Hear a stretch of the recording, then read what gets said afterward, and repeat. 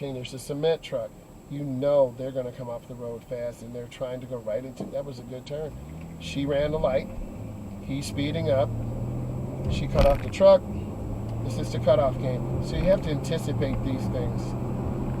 And now, what's going to happen? He cut me off. Are you learning something?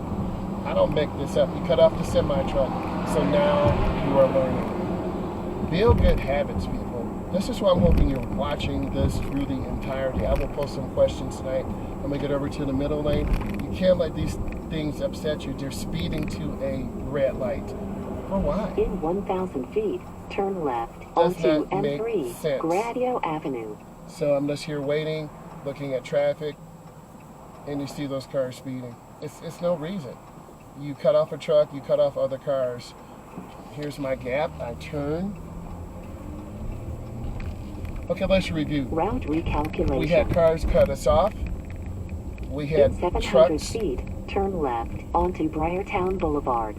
You have to have good speed control. You can't get highly emotional because cars will cut you off.